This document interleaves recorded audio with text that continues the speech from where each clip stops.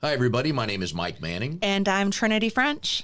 Yes, you got that right today. I like that. And we are your business coaches at Wired to Change. We are here to help you get your business to the next level so you can enjoy the life of a small business owner. And Mike is making fun of me because we had a meeting earlier today, and twice during that meeting, I introduced myself with the wrong last name. You've been so good lately. I have. Where did that come from? I think that it's just old habits die hard. Yes. And I feel for you changing your name. I have no concept. Yeah, of and I haven't legally changed it yet because, as we were just discussing, I'm not changing anything until after we get back from our honeymoon, which we depart on at the end of the month. And we're going to be on a giant cruise ship touring around the Caribbean and Mexico, so I cannot wait. With Coronas. With Coronas Beer. and, yes, the beer. And a lime, so yeah. Lime. We have some wonderful news to announce, folks. This show will be coming out on the 18th. Anyways, on the 18th of Tuesday, and it will be episode number 39. And as of today, we just passed 1,000 plays for all of our podcasts. Woo-hoo! So thank you very much to the loyal listeners and friends who have helped support us. We, like a lot of people, are starting a small business, and we appreciate all the help. I was looking at the analytics the other day. It breaks down on Anchor FM where domestically and internationally your listeners come from. You click on the United States. It gives you, and no surprise, 58% of our listening audience, domestic listening audience comes from the state of North Carolina. We're based here in the Raleigh-Durham area. Not a surprise. But the state with the second highest percentage of listeners is Oregon. And What? Yes, I know. That's what I love about analytics, because you learn stuff. So I click on Oregon. When you click on the state, it brings up all the cities, different cities, and gives you the percentage of listeners in that city. And all 13% of the people listening in the state of Oregon are from Boardman, Oregon. And we did a little research. We believe it's in the northern part of the state. We thank you very much for that. And we really, really would love to know how you found us, what you like about our podcast. If you would go to info@wiredtochange.com with the number 2 and send us an email. We would really love to hear from you. And we're glad you're with us. That is awesome. It was one of the great surprises when I clicked on the analytics, because I thought North Carolina, obviously, maybe Georgia. You got some family in Michigan. Yep. Scott's got some family in Georgia. I've got a couple friends in Florida from where we lived, and some in Texas. You never know. And then Oregon popped up, and it's great. We love it. So we want to know what you like about the podcast and how you found us. And we would love to know what you'd like us to keep talking about, because we want to keep you as listeners, ladies and gentlemen of Oregon. We do. We thank you very much, and thank you for all the people supporting us so we can get to 1,000 plays for all of our podcasts, and we are moving forward, and we'll try to get to the second 1,000 a little bit quicker. In order to do that, we're going to teach ourselves today, aren't we, Trinity? Teach yourself what? The topic of today. How to be more efficient. Yes. So the topic of today, which is near and dear to my heart because I have 2 companies and a husband and 2 dogs. And this is something that I constantly feel like is at a minimum, and that is time. But in preparation for this show, I have listened to 4 or 5 podcasts, 5 or 6 YouTube videos, and read a couple of books to prepare for this podcast, all on time management. And I actually have one of my favorite books that sits on the back of my toilet, and it's called Getting Shit Done.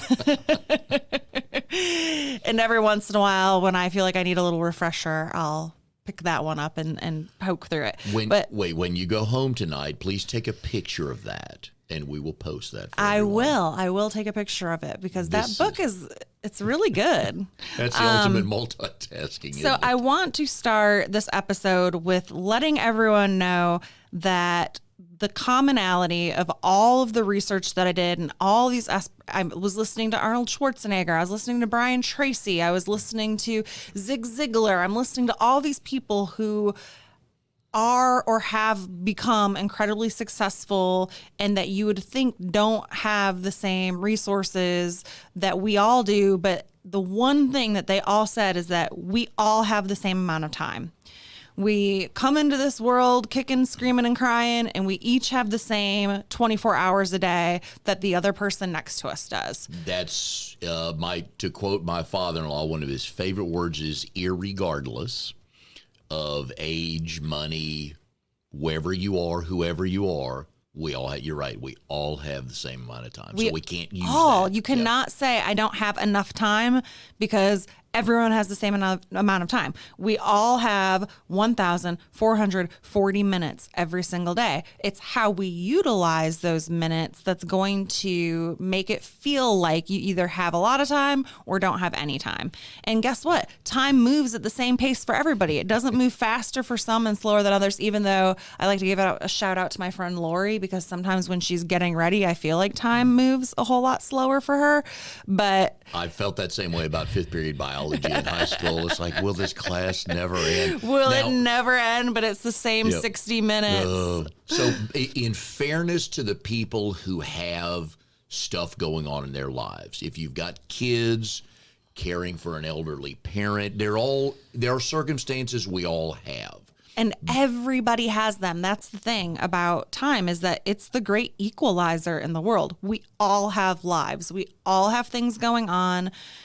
No matter what, everyone at some point has a family, because we all came from, unless you came in from a petri dish, we all came from somewhere. So you have, we all have the exact same challenges. Now, do some people have more money than others? Absolutely. Do some people have advantages that maybe other people wish that they had? Yeah, but one of the things that stuck out to me when I was listening to a podcast today was this gentleman was talking about how he wishes that everyone was born poor. Because I keep going, but I think I'm going to like this. Because when you are poor, you don't. The only place you have to go is up. Mm-hmm. And if the only place you have to go is up, you figure out how to pull yourself out of these situations or make things happen and work for yourself. And you're not resting on your laurels, just waiting for something to be handed to you. Who actually said, and I wish I could remember who it was. I've listened to so many things today, but he actually said that he's leaving none of his billions of dollars to any of his children because he wants them to go out and work for it themselves, just the way that he did. And I thought, ooh, that's brutal. Yeah, that's tough love. To my future children, I will leave you some of my money. You're welcome very much. Compared to my dad, who said, I just won't leave you any debt.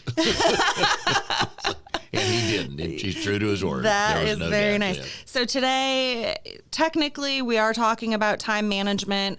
I hate that phrase. It just makes me cringe. I don't like thinking about time management. I woke up this morning, and the very first thing I wrote down in my notebook, because I like to write down notes when things pop into my head, but the very first thing I wrote down in my notebook this morning about this topic is, it's not time management, it's you management. So true. So today we're going to be talking all about how we do things to manage ourselves, which can either give us the appearance of having more time or actually even making more time. At your Wine and Wisdom event the other night, wonderful monthly networking event Trinity hosts. Why, thank you very much. Malini, yep. and I were talking, because she's brand new into the business world, has a family, so we're talking about this very subject. And I'd actually had this conversation with somebody else a couple weeks ago, that if you write everything down and track it, so if you, over the weekend, if you look back at your schedule for the week and assign a time value to everything you did, 4 hours networking, I spent 38 minutes, and literally 38 minutes doing this, and 2 hours and 12 minutes doing this, you'll start to see a pattern and figure out, am I spending my time wisely? And you and I have been people we have coached before and we've talked to. Are they revenue generating hours? And most of the time, you're going to find that you're doing a lot of shit that you really shouldn't be doing. That is correct. And one of my favorite tools that I use on the regular is, and actually, I don't know if it's a tool, something that my phone does. I think everyone's phone does it now, where it shows you how much screen time you're using. Yes. And I actually use it to make sure that I'm on social media enough, because it tends to be the thing that, because it's not urgent in my world to post on social media, I tend to push it to the bottom of the pile of things that I do. So I need to make sure that I'm continuously posting, because we do have such a strong social media following, and I do get a lot of my clients and referrals from social media. So I look at that to make sure that I'm actually spending enough time on the areas in my business where I should be focusing. Yes. But in mine, I have to go the other way. I have to write simple tasks down. For example, prepping for the podcast. I've found if it's not in my schedule, I'll get to it, but not in an efficient way. Generally we tape every Thursday afternoon. We tape 2 shows on Thursday afternoon. My goal is on the previous Sunday, because it's just Becky and I at home. Boys are gone. By the way, Oliver's awesome. He says hey to everybody. Hi, Oliver. Yeah. Is to sit down and do my research then. Because I've found, we'll piddle in the upstairs office or out the garage or run an errand. And the next thing you know, it's 6 o'clock. Well, it's dinner time. Okay, Sunday's gone. Monday, I got a bunch of things to do Monday. And then it could be Tuesday morning. I'm like, this isn't enough time. So that's what I've found with me is logging even the tasks I know I need to do, but putting them in to make sure that I do them. So when I look at my phone, it's like, oh, geez, I forgot about that. I better go back and make sure I do that. So that's what helps me on the time management end. Good. And that I do the same thing. I just make sure I put everything on my calendar. And I'm learning that too. I've never been a big calendar guy. I've been a meeting calendar guy, but not a task calendar guy. Yeah. And that's what I'm learning. am a meeting and task calendar person, because if it's not on my calendar, it does not get done. I use my calendar is my to-do list. Yes. And to prove that point about, this was probably late October, I think it was, you gave me access to your Google Calendar. And the only thing it said was busy, 10 to 10:45, busy, 10:45 to 11:30, busy. But you had all your, all the real estate stuff you were doing. And it's time blocked. Yes. Yeah. Yep. Which is the way to do it. Yeah. Because I was looking on there, it's like, well, how can I schedule something for us? But then I call it and we do that. But it makes a difference. So what people need to figure out how they process that the best. Is it on paper? Because there's still some people my age, not your age, of course, or Drago's age, of course, but my age, that I'll meet with people and they still have the book, the calendar, and they'll write, hang on a sec, let me look, and they write it in a little square for their day. Again, fine. What works for you? Because we coach many people, and there's no life in a box. There's not. Tasks or scheduling in a box. It's how do your eyes and your brain process that. I can't think of the right way to say this without... Don't stop now. But because I don't know if I agree with it. So a lot of the research that I did prior to this show is saying that you shouldn't use checklists. And there's actual books written about how checklists are actually a bad thing, and that you should use your calendar as your checklist. It should be time blocked, the time for you to, instead of writing 1 through 10. Okay. Well, I disagree with this, because I do have a checklist that I keep. Actually, I'm flipping back through my notebook that I always carry with me now, and mine's called the Get Shit Done, Feel Better list. If I write the word to do at the top, it does not get done. It just, for whatever reason, the word to-do list makes me feel like doo-doo. I don't like it. I think that it's a cop-out and a way that you can write stuff down to make yourself feel good about getting things accomplished. And so my Get Shit Done, Feel Better list is the stuff that is weighing on me most heavily, that if I don't get these things done, they have to be these are the things that are most important, not necessarily the most urgent. Yes. And when I write those down, I only write down 5 or 6 of them a day. And this goes back to, I think we talked on a different episode about the book called Eat That Frog. Yes. And getting up and getting your top 1 or 2 things Nastiest, done, yep. your nastiest things that you're procrastinating on, that you don't want to do, that you knock it out and get it done bright and early while you're at your sharpest in the day. And what a great feeling, too. Because then everything else that subsequently comes after it feels like a cakewalk. I got this. I got this. I already did the hardest thing that could possibly happen to me today. So let's go ahead and walking on easy street. Oh, yeah. The other thing I'm learning to do is make that list of must do. There might be 2 things on there. There's a meeting that needed to be scheduled for this week, and that was my number 1 priority. Got the meeting scheduled. You can't have 12 must do's. You just can't in a day or even in a week. The must do is like 2 things. Then there's the should do or need to do or need to get at or need to categorize. Yes. But in your day, there's a lot of things you do, but there's really only like 2 or 3 at the most must do. I must get this signed or get this listing on MLS. How in whatever order you do it. Right. But that's a must But do. even those things, even with like getting a listing live, that's something that I know is going to be happening either 2 days to like 3 months in the future. And I put that on my calendar. Yes. So I have that conversation with my client. We know that I like to go live on a Thursday night, rolling into a Friday morning. So on Thursday night, I'm checking in after my client service manager to make sure that the preliminary entry that they entered is up to snuff. I'm going in writing all of the agent remarks because I like to do all my own writing. So I'm the one captioning the photos and leaving my little pizzazz on it.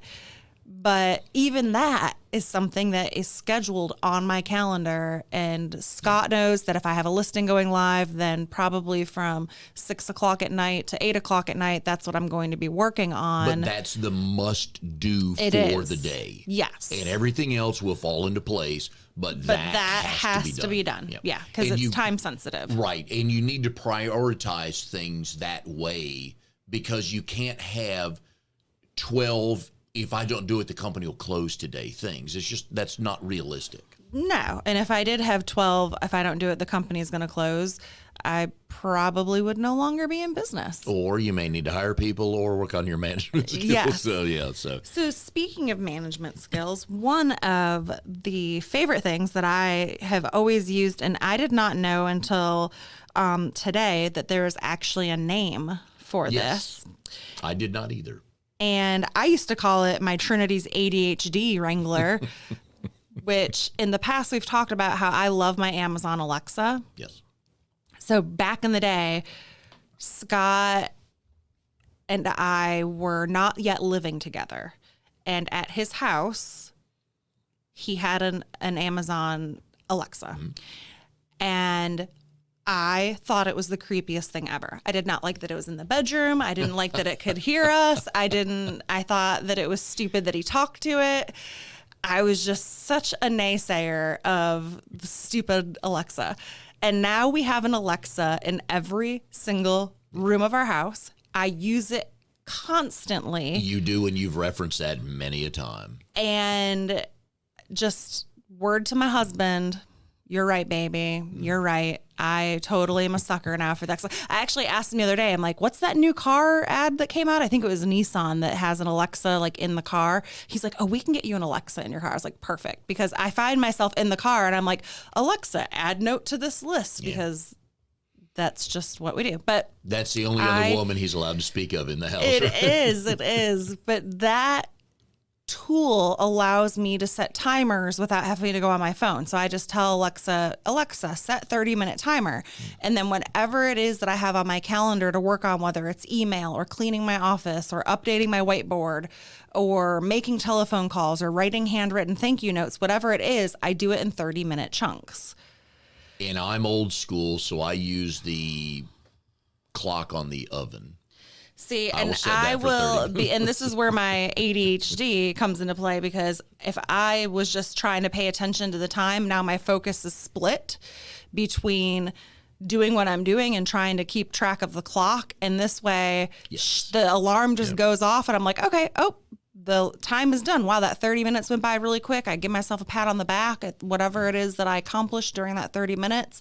And then I roll into my next 30 minutes or whatever it is that I'm working on. Now, for some things, when I'm doing them, I need longer than 30 minutes. So I might set an hour and a half timer, or I might give myself a 15-minute timer to go tidy up the house and take a break and get some things done because I work from home a lot. But it takes all the pressure off of you because you're, like you said, you don't have to think about anything but that task. Nothing but that task. And I always remind myself that no one's going to call me or text me or nothing's going to happen in that 30 minutes that's so life altering that I need to be sitting there checking my phone. And if they do, they'll call twice. Right. Yes. And that, I think, is something that so many of us struggle with because we feel like because we're tethered to our devices that we have to be so quick to respond like right in the moment. So if somebody texts me, it's okay if they don't get a text back until 30 minutes later, because every time that takes that distraction away, it takes you, they say 15 minutes to get back in the zone. Yeah. So if you're doing that twice during your 30-minute time block, you just sucked up all your time trying to get back in the zone. And I love this plan for writers. If you blog, any type of writing you do, there's a lot you can get done in 25 minutes. I challenge people, if they don't think that's a long time, is to tell Alexa, hey, Alexa, in 25 minutes, tell me, or what do you tell them? Just set an alarm for 25 minutes? Yeah. Okay. So Alexa, set an alarm for 25 minutes and then sit in your chair in the den with no devices going on, no noise, no nothing, and just sit there and see how long 25 minutes and hammer it is. out. And No. If you don't think that's long enough, just sit there in nothing but quiet for 25 minutes, and it'll feel forever. And you know there's a lot of things people can get done in 25 minutes. There's a ton of stuff you can get done in 25 minutes. Oh, yeah. Oh, you write a blog. If you did that like once a day or even 3 times a week, man, you'd be more efficient. Yeah. Do some personal development. Listen to a podcast. Listen to Mike and Trin. There you go. Read a book. Yeah. Read a book. So, and that's the Pomodoro technique. That is the official name. I found out that the reason that it's called the Pomodoro technique is because the gentleman who actually started it had a clock that was in the shape of a tomato. And Pomodoro, I'm assuming, is the Italian word for tomato. And voila, there's your random nugget for the day. Now we can all go home. That would be correct, yes. So in addition to starting with, number one, start with your time logging. Make sure that you know where your time is going. The second is use the Pomodoro technique.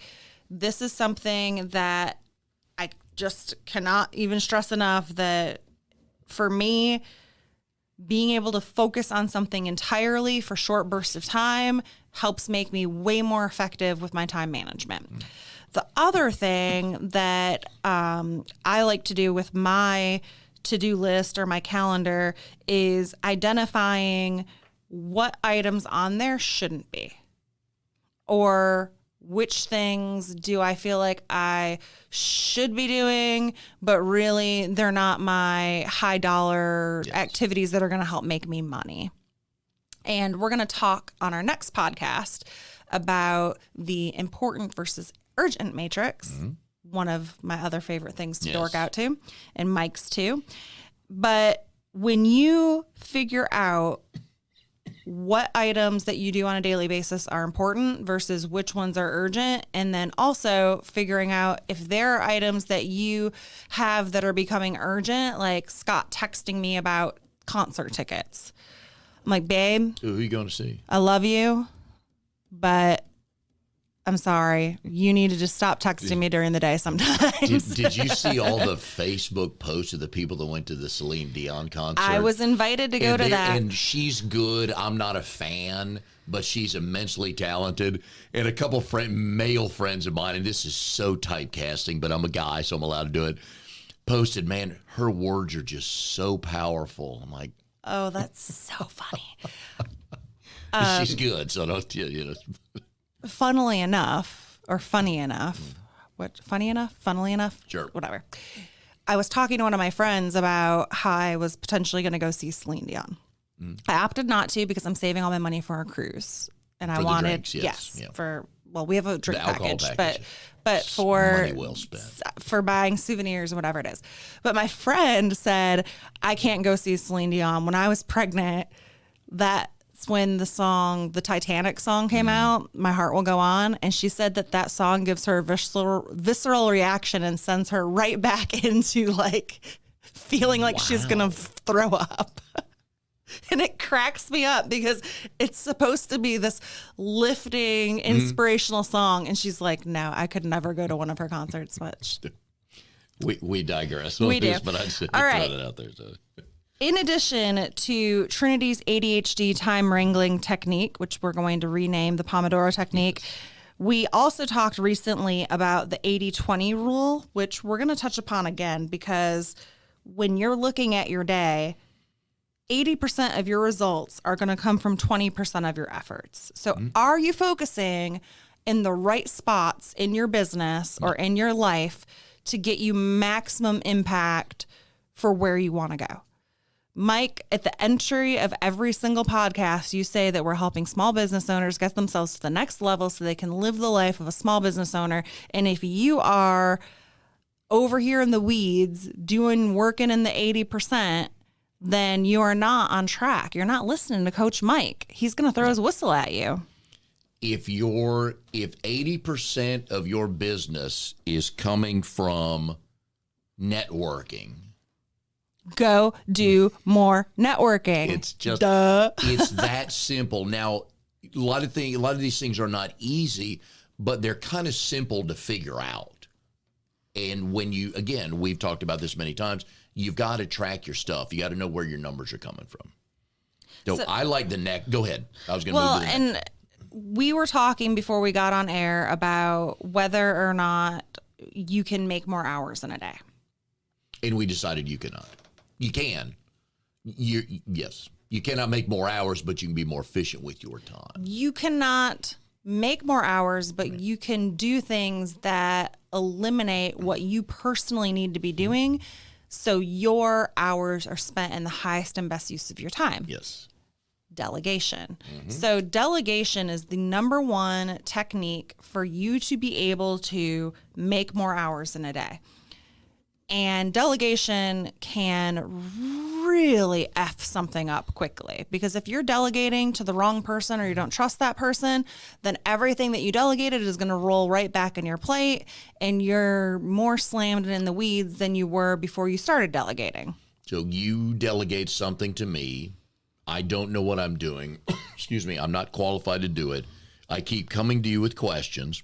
I've wasted an hour and a half of your day. And then at the end of the day, you decide, screw it, I'll just do the project. And there was the 3 hours you are going to spend along with the hour and a half answering my questions because I didn't know how to do it. Yeah, so you actually just cost me more money. Absolutely. Thank you. Absolutely. Yeah, I would fire you in a second. As you should, because a lot of people will delegate a project. They don't delegate it properly. They just say, here, Trinity, get this filled out. Well, that's not enough information to figure out what the task actually is. And then you've got to come back into my office 3 times for clarification questions, which is back to your point, when you're involved in a task and you have to stop, there's a 15-minute undo and then redo. But it was my fault for not explaining to you the why and the how on this project. I just said the what, and I failed to explain the how and the why. Right. So one of the things that comes up a lot when I'm talking to people, and I'm about to reveal one of my many secrets, but people will say, I can't believe that you have so much time. And It's a compliment. it is a compliment, Or they think you're lazy and not doing anything. something like that. But they're always amazed. And my first response to that is always like, well, oh, haha, I don't have kids, which is true. I don't have children. So a lot of my peers have children. So they have something that's vying at their time that I don't currently have, which frees me up a little bit more than the average bear. But I'm also very careful and protective of how I use my time. And one of the things that drives my friends crazy when we're playing like a trivia game is my lack of pop culture. Oh, yeah. Because I spent all my free time with my nose in a book or learning something or teaching myself something or taking an online coding class or just dorking out when a lot of people were watching movies or binging on Netflix. So, yeah, I don't know who many of these actors and actresses are. Sorry. Not sorry. But I do have a lot of other ancillary knowledge that I feel was a really great use of my time. You would be better on Jeopardy in most categories except for pop culture. Yes, I would need a pop culture crash course. And mine is the other way because Becky and I have both of our boys are grown and gone, so it's just the two of us. So I got another hour if I need it. And that's my problem is I don't condense everything into, like Drago and I were talking about before we came on the air, like 6 a.m. to 3 p.m., getting everything done, be focused and intentional in that. And then at 3 p.m. go, check out for the day or do whatever you want to do. Instead of, just, 4:30, Becky's not coming home till 5:30, 5:45. I'll just wait and I'll do that because the house is quiet. There's no dog. And that's a bad approach too. So I'm addressing that as well. I think that this is like a live coaching session for us both. Oh, yeah. Yeah. But I like on the delegate part, and you've said this before, delegate, but don't abdicate. Yes. Abdication is a recipe for disaster. That is when you give somebody something to do or a project or a job, and then you just walk away without giving them enough guidance to be able or tools to do the job that they need to do.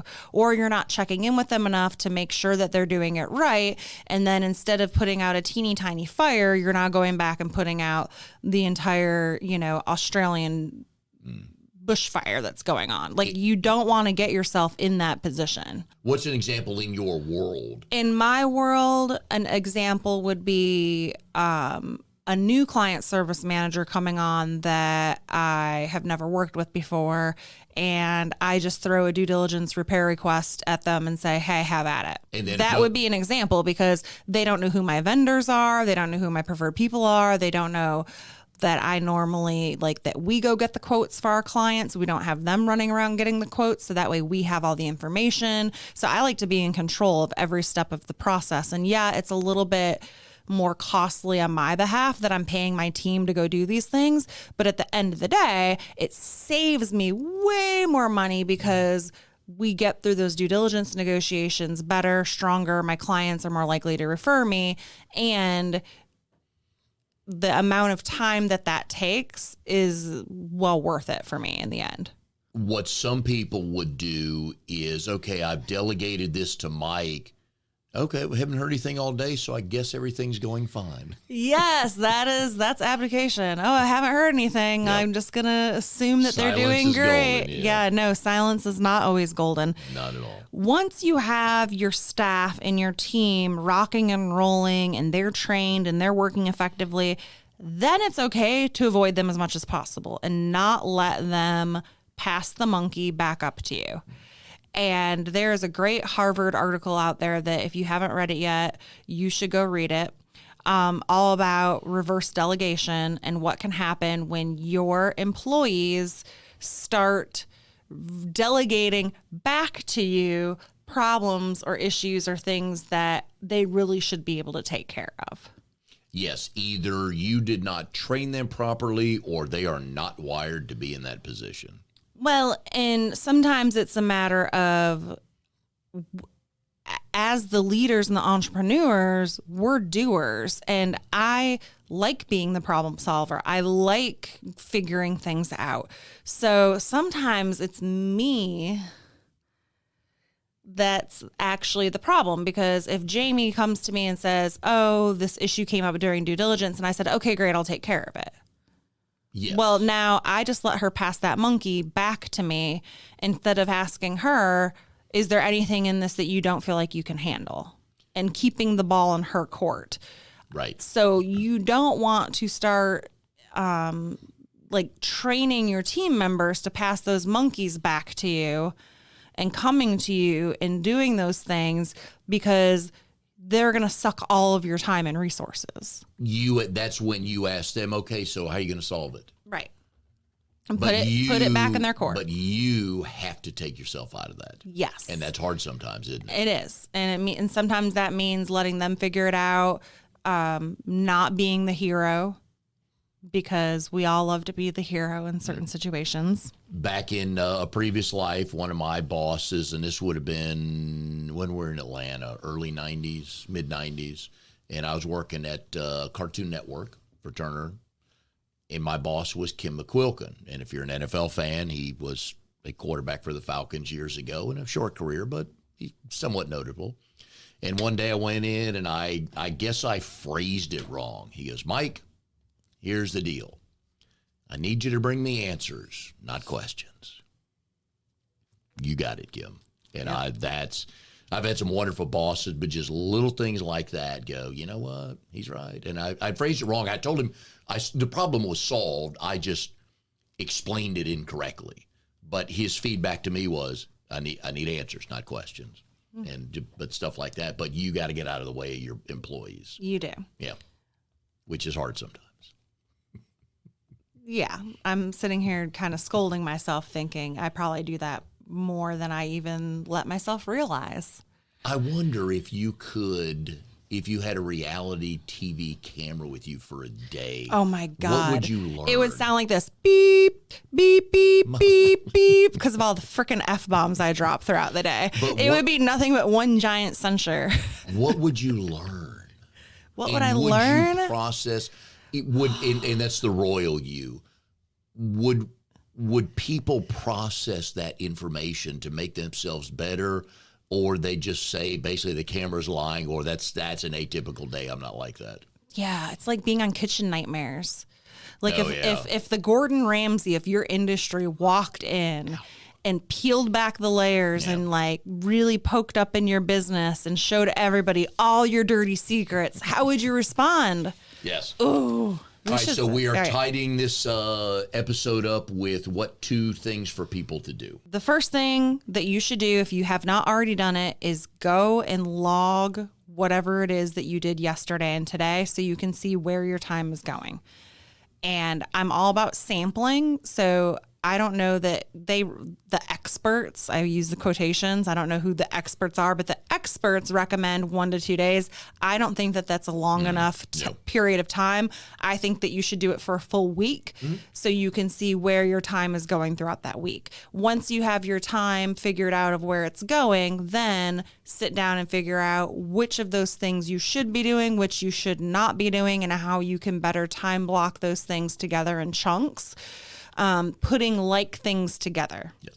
So I think of this as like how I organize my dresser drawers, because if I had all my clothes neatly folded and put away, but I had the tank tops and with the t-shirts and with the long sleeve shirts, I would never be able to find anything, versus I have a drawer for each. I have a drawer for tank tops, a drawer for t-shirts, a drawer for 3/4 length sleeve shirts, and a drawer for my long sleeve shirts. That way, things that are grouped in like, it's much faster for me to find whatever it is that I'm looking for. Same thing when you're going about your day, group like items together. So if you need to do stuff that's on your computer, do things that are on your computer at the same time. If you need to go run and do training with an employee, find another employee or 2 that you need to do training with and train them at the same time, so you're not breaking up your day. And then if you do work out of the house, run your errands in a block. Yes. Don't run 1 at 10:30 and 1 at 2:45. Do it in Do a block. them in a block. Because in small business world, your business is your life. So we ask you to jot everything down, and you will learn a lot, because we've talked before, when you think on paper, you learn a whole lot. So we will see you next time on our Wired to Change podcast.